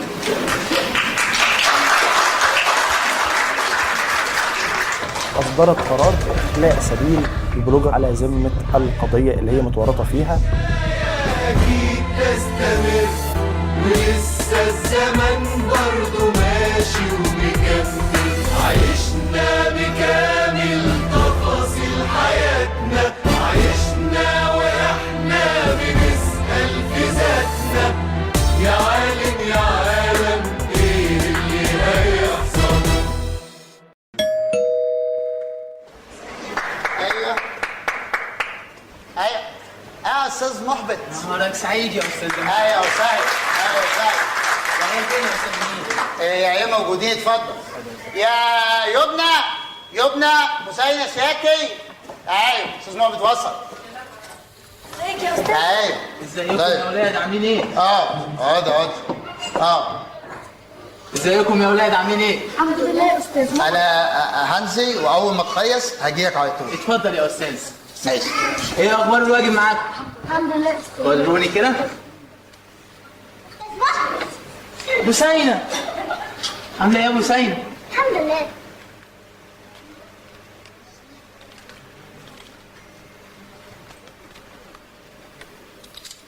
لا يا اولاد، انتوا مش عاجبيني. انتوا كنتوا بتطلعوا من اوائل المدرسه، والسنه دي في حاجات كتير قوي انتوا مش قادرين تستوعبوها. عشان مش فاهمين، حاسين ان دماغه مش ماشي مع تاريخنا يا استاذ محمد. مش من اهداف الثوره القضاء على الاستعمار. مظبوط. طب لما الاستعمار يحتلها من 67 لحد 1970 ما كناش عرفنا نعمل حاجه عشان نرجع الارض دي تاني. اكيد وقتها كان في حاجه غلط. انا كمان وقت كتير قدام الموضوع ده. شوف عشان انا اكتر فاهمه تاريخنا ده كويس. انا اللي بيعجبني فيك يا بوسينة انك مش بس شاطره في الدراسه، بس تعرفي تفكري في فهم ووعي. طبيعي محمد بيه ايجاب ايه؟ قصدي يعني مش شطاره في مستواها. ما اقصدش كده يا بوسينة، اقصد ان ذكائك بيخليكي تفهمي المنهج بسهوله. وعارفين يا اولاد احلى حاجه مصر عملها ان خلى التعليم كله مجاني عشان نعرف بيه تاريخ بلدنا كله. وما تقعدي معانا شويه يا بوسينة، تاخدي شويه من المعلومات وقعدي تستفادي منها. هو انا فاضيالك؟ انا قاعده في المحشي بعمل جبن حمص. ما اعترفش. ما شاء الله بتعلموا البنت الطبخ من صغرها. ايوه بتعملها بحب وضمير عشان ما تسحبش التليفون مني. ايه ده؟ هي مجبوره على الطبخ كمان؟ والمذاكره وترويق البيت. اسكت ربنا ما يحطك فيه. نرجع لموضوعنا. انا شايف يا اولاد العكس، لما انا بعد الهزيمه قواتنا دمرت المدمره الات الاسرائيليه، وبعدها الحفار الاسرائيلي فبت جان. ده غير بقى حرب الاستنزاف اللي فضلت من 67 لحد 70، اللي الاسرائيليين بنفسهم قالوا عليها حرب ال1000 يوم. وبعدها بقى جه 6 اكتوبر هزمناهم هزيمه ساحقه. وليه ما كناش نهزمهم من البدايه؟ احنا اصلا شعب سائر بطبع. صباح الخير يا استاذ محمد. صباح النور يا عزيزي. الاولاد عاملين ايه؟ لا مستواهم مش عاجبني، رغم انهم كل سنه بيطلعوا الاوائل على المدرسه. ما انا مش قادره استوعب المعلومات اللي بتتقال عندنا. اصلا عندي تساؤلات كتير. بنتي وعارفاها، اكيد احبطتي استاذ محمد باسئلتك. ولا احبطتني ولا حاجه، بس لبنى عايزه ترجعنا بالزمن لورا وتخلينا ننتصر في حرب 67. مش قادره تستوعب ان احنا انتصرنا خلاص والحرب عدى عليها زمن يا عزيزي هانم. لبنى لازم تفهم اننا شغالين لخدمه البلد ومحدش فينا مقصر. قد ايه صعبان عليا اللي وصلنا له. الهزيمه وحشه قوي. ايوه بس احنا لا يمكن نتهزم يا عزيزي هانم. يا استاذ محمد انا اقصد الهزيمه اللي انا بقيت فيها، اللي ما تقلش ابدا عن الانظمه اللي احنا بقينا عايشينها، الاشتراكيه والراسماليه، لحد ما وصلنا للانفصال. ايوه بس بلدنا عمر اهلها ما ينفصلوا عنها ابدا. يا استاذ محبط افهمني، انا اقصد انفصال تاني، انا اقصد انفصالي انا. صراع يا استاذ محبط. انت اكيد تقصدي الصراع اللي بيننا وبين العدو. يا استاذ محبط عمرك ما هتفهمني، انا اقصد الصراع اللي جوايا. يا عم افهم، عاوزه تتجوز. ايه؟ ده انا في شغلي في الهلال الاحمر اتفاجئت ان في 1000 شاب وشابه متطوعين لخدمه البلد. يا عيني دي ما بتقعدش، الله يكون في عونها. ايوه فعلا رعايه المهاجرين دي دايما من مسؤوليتي. يا عمايه بتلم التبرعات ولا عشان تجري علينا؟ عليكم؟ احنا برضه من الشعب يا استاذ. بمناسبه التبرعات، ما لقيش معاك 500 جنيه تبرع من الهلال الاحمر؟ ياه 500 جنيه. اتفضلي يا عزيزة هاني. دولت فلوس ثلاث الشهر دوت، والمرتب البسيط دوت عايش بيه انا ومراتي وعيالي، وهو كله كده البلد وهو امر لله. ياه قد ايه انت راجل عظيم وبتساعد البلد. اكيد دي ست ماديه. ايه ده؟ دي اللحمه على النار. اجري بسرعه الا اللحمه تتلسوع. بنت اخلعي. ولد كلم مامتك وتلاقي احسن من كده. بس دي بتقلبك، هو انت مش نور بطل تيبه القلب اللي انت فيها دي بقى؟ الحقيقه يا اولاد ما بقتش فاهم عزيزة هاني، بقى كلامها ما بقاش مطمني، بقى بيقشعر جسمي كده. ما علينا، ركزوا معايا. انت يا حيوان يا عمال ترش ميه بالشايع، بكره هتندموا على كل شويه ميه بطيوح. ايه ده صوت استاذ جميل، يا ترى هو بيزعل مين؟ ما تخافش يا استاذ، هو حاسس انه ماسك الشارع، يزعل قوي لو لقى حاجه مش مكانه، مش عارف ماله بالشارع، هو كده بيزعق، ده لسه النكد كله لما يدخل البيت. رغم ان بابا راجل مثالي يا شاكر، بس محبك قوي، وانا يا شاكر زعلان منك عشان طول الحصه ماسك موبايلك ومش مركز معايا. ده تيك توك يا استاذ، يدخلك في عالم تاني، تتدلع وتكسب كمان فلوس. ازاي بقى؟ تمسك التليفون وتتفرج على فيديوهات، ولو انت واد شبح تعمل فيديوهات تجيب مشاهدات كتير. جميل قوي، يعني لو عملت محتوى تعليمي على التيك توك هكسب فلوس؟ ولا يجيب لك دولار، كل المحتوى مكان اهبل، الناس تشتمك اكتر، تقوم انت مستفزهم وفاتح لايف تتكلم معاهم، يقوم هم داخلين شاتمينك تاني في اللايف، يقوموا الداعمين راجل لك ملايين ويكلموك عن حاصل وكاتب الصبح. ويرموا لك ملايين ليه بقى؟ وانت كنت بنك؟ واحنا في البنك يا استاذ، انا ما بسهلهمش، جايبين الفلوس منين وهتصرفوها في ايه؟ لا ده اسلوب مبتذل، وانا عايزك يا شاكر تركز في دراستك، عشان دراستك دي اللي هتخليك ليك قيمه في مجتمع. قيمة ايه يا استاذ؟ انت بتصدق في الحاجات دي؟ انا مش حلم ابقى دكتور ولا مهندس، انا حلم ابقى زي مسجل فاشح، واروح الامارات واركب عربيات والبس براندات وامشي مع بنات. يا شاكر يا حبيبي ركز لكلامك، بابا لو عارف الكلام دوت هيضربك ومش هدخلني البيت ده تاني. ونعمل انا وانت محتوى على التيك توك زي ما بابا يعرف. يا حيوان ادخل. لما تقعد ترش ميه في الشارع كده عمال على بطاي مع الوقت مش هنلاقي بق ميه واحد نشربه. يا استاذ جميل الخير كتير والنيل كبير. ما انت هترش النيل في الشارع، شارعنا هيبقى نيل، هنغرق كلنا فيه. انا عارف ان محدش هياخد معاك حق، خلاص انا بعد كده هرش الشارع بالارض نقطه. يا ريت ورينا عرض كتافك يا ريت. ايه ده؟ انت اللي جايبني. يد كمان. استاذ محبط خيصت؟ خلصت الحمد لله. خيصت والله العظيم يا استاذ، انا مش عارف اشكرك ازاي. انت ازيك نادي دلوقتي، انت ازيك انا مستقصر مدرسه، ازيك دلوقتي عايم والله. عايم ايه يا استاذ؟ انا مدرس مش سباح. لا مش قصدي عايم، قصدي مش سويمر، انت مش سويمر، انت عايم. قصدك عالم. ايوه ويا ازيك عايم والله. انا اللي زيك دلوقتي يا استاذ جميل، ما بلاقيش اكل في الزمن ده، بس انا راضي الحمد لله. لا وكمان قنوع، اسمح لي بقى هديك هديه، أجندة 60 ورقة. أنا آسف يا أستاذ جميل، بس الحاجة اللي بعوزها بجيبها بفلوس. ادفع ثمنه وخده. ما أنت عارف يا أستاذ جميل الحالة على القد. لا وكمان طب اسمح لي بقى، هديك فلوس الشهر ده ما يتم بتاعت الدرس، تقديري مجهودك مع العيال. هنا كمان آسف يا أستاذ جميل، أنا حقي هاخده بالمظبوط ومش هاخد حاجة زيادة. أنت مصري قوي. أيوه طيب عموما لو احتجت أي حاجة تكلمني على طول، ما تتكسفش. وهو كذلك يا أستاذ جميل. أنا هاخد بس حاجتين. اتفضل. اتفضلوا يا أولاد. كراستك. اتفضل كراستك. اتفضل. أستاذن يا أستاذ. اتفضل. ها يا ولاد، عاملين ايه مع المديس؟ طمنوني. ما تقلقش يا برنس، كله تحت السيطرة. بينس؟ هو ماله الواد ده؟ في ايه؟ فيك ايه يا بابا خليك كول كده، ما تبقاش مياسي. انا مياسي؟ ابوكم مياسي؟ انت بتزعلي؟ ايوه بزعلك، انا ابوك. الحق عليا اني سايب العركة دايرة تحت وطالع عشان الدرس، والعيال كلها واخدة بالي تحت، وفي الاخر بتشغلني الحنجرة. هو ياجبه جني ولا ايه؟ هو بيتكلم كده؟ مالك يا في ايه؟ خالصة. اثبت نفسك يا ايه؟ خالصة يا بابا، بس خلي بالك انا شايل متضرة مش راكبة الفحم والكلام شرايط يا ابويا، تأجيرك للقرابة اللي بيني وبينك، بس خلي بالك انا قدرتك في التقدير في باب الملوك، انا هركب السيزون دلوقتي. باي يا برنس. ايه خد ايه؟ هو انت نايم في ايه؟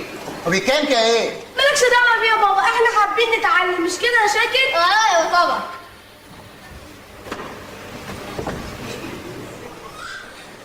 ايه ده؟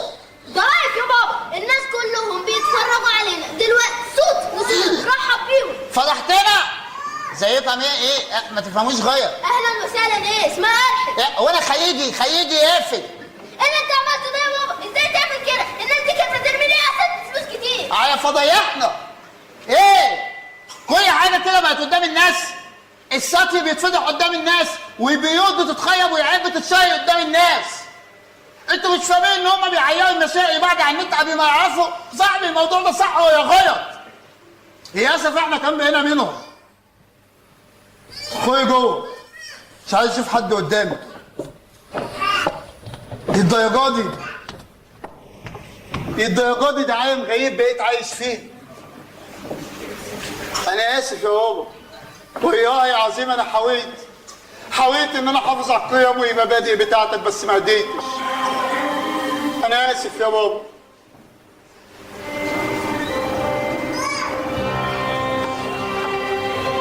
خلاص يا بابا، زمن الاخياء والمبادئ راح. الفضية بقت كلمة يضحك عليها في زمن ما بقاش فيه فضية. عشان تنجح عايز أسد، عشان الناس تحبك يرمويك أسد. بوظ أجيال عشان يجيك أسد، اشتم وافضح عشان أبعتيك أسد. ارفع الستي عن بيتك وأهلك عشان تاخد أسد. في زمنك الأسد كان صفة، لكن في زمني الأسد بقى يمضي ابتذال، أنا لست إلا بقايا وما زلت أبحث عنه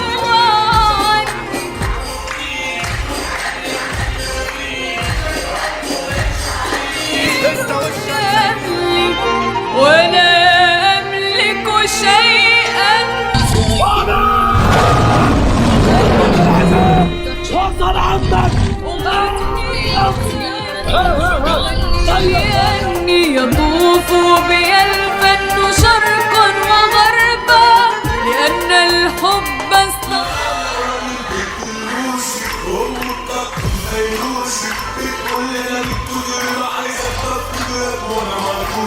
وانت صراحة صريح ويلمع قبحا ويعلو البريد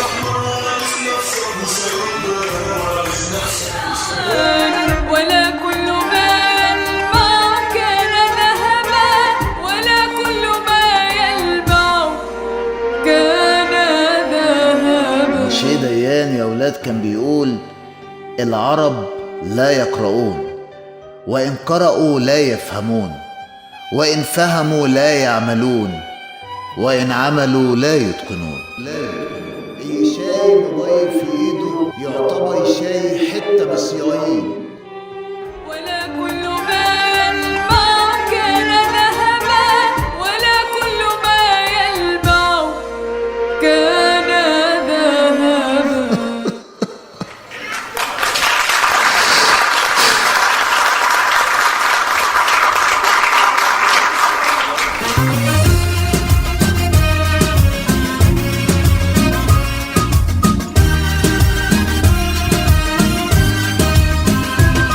ومازال الحلم قائم يا يعني لازم ايوه لازم يبقى في وقفة بصدق، يبقى في وقفة بحق، يبقى في نظرة على الماضي وزمان اللي عدى واللي كان، اللي وصلنا لدلوقتي واللي بقينا فيه، اللي هياخدنا لبكرة واللي ياما من زمان حلمنا بيه، اللي هياخدنا على بر السلام بعد ما عدينا ياما.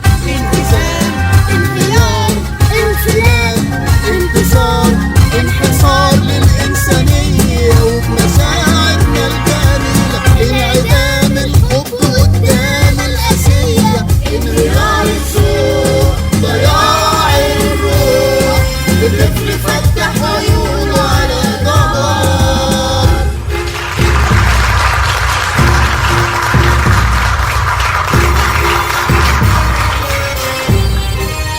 كل حاجة وليها حد، اكيد حتما لابد اننا نفوق يا عالم، اننا نفوق بجد، نقطة من اول سطور، كلمة من كل العصور، كلمة لجميع البشر.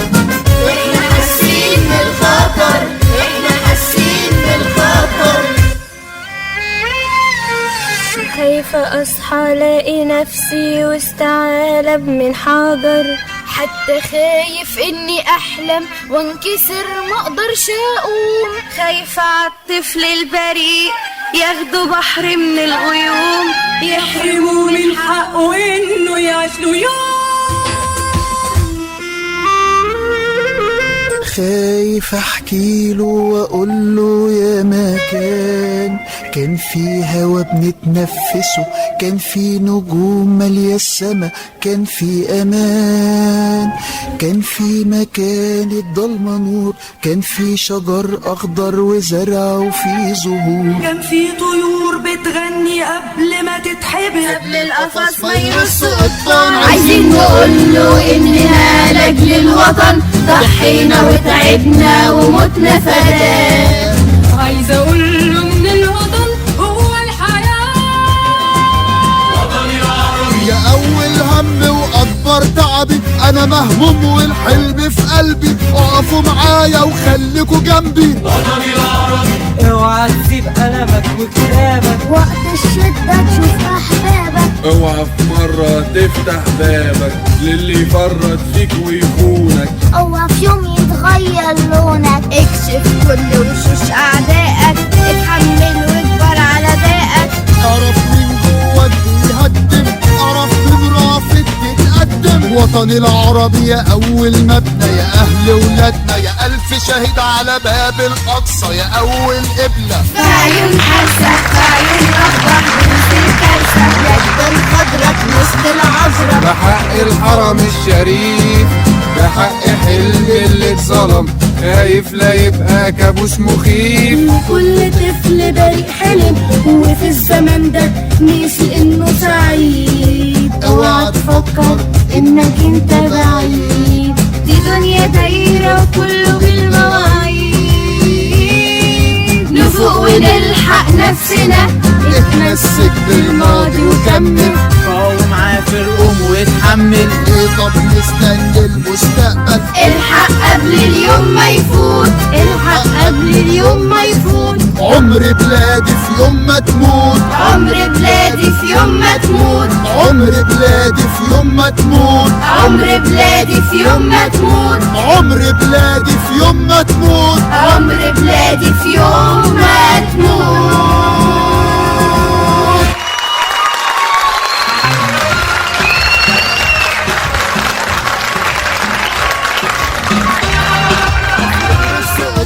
عايزين نقوله إننا لأجل الوطن ضحينا وتعبنا ومتنا فداه. عايزة أقوله إن الوطن هو الحياة. وطني العربي يا أول هم وأكبر تعبي، أنا مهموم والحلم في قلبي، اقفوا معايا وخليكوا جنبي. وطني العربي اوعى تسيب قلمك وكتابك، وقت الشدة تشوف أحبابك، اوعى في مرة تفتح بابك للي يفرط فيك ويخونك، اوعى في يوم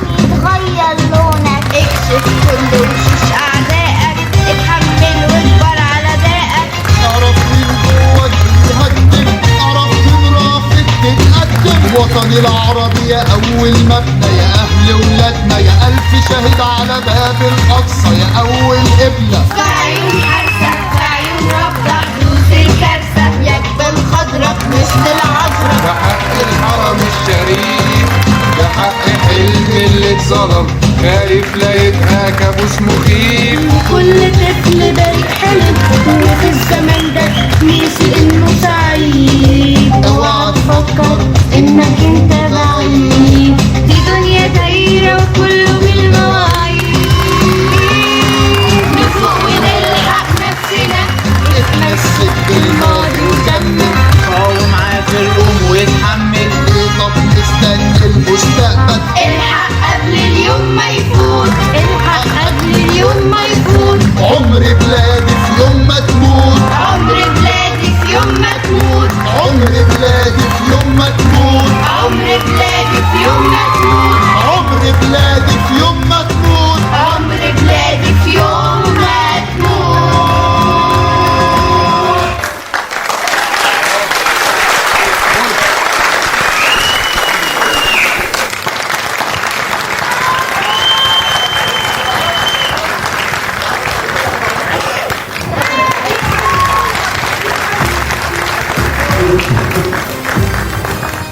كل حاجة وليها حد، أكيد حتما لابد إننا نفوق يا عالم، إننا نفوق بجد.